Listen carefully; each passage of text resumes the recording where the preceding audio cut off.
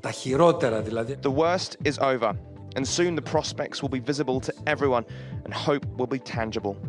It's a bold claim, but Greece says it's confident of getting more aid. Athens warning the deal won't quite be done in time for this week's EU summit, though.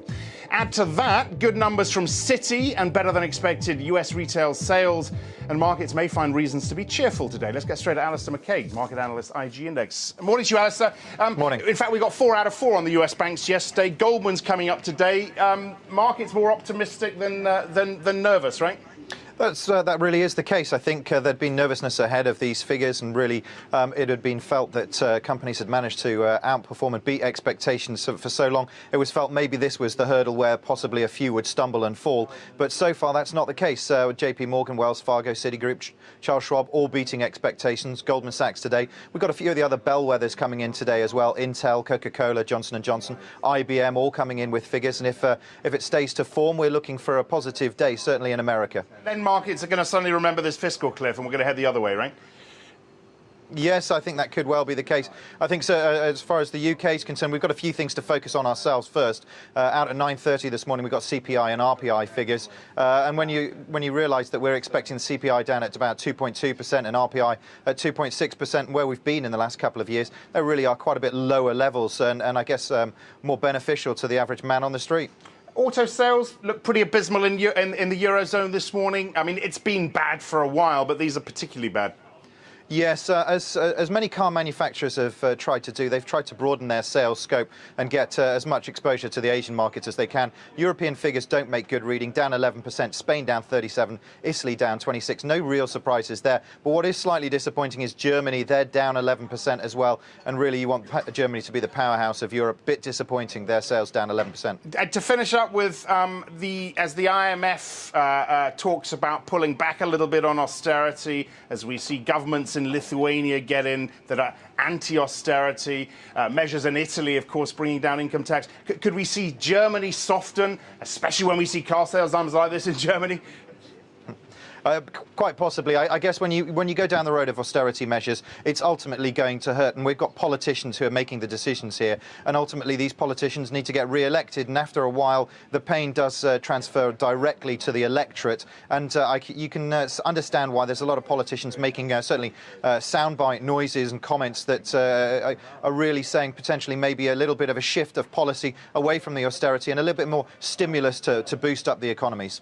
Alistair, thanks very much indeed. Thank you. Other headlines on Reuters this morning.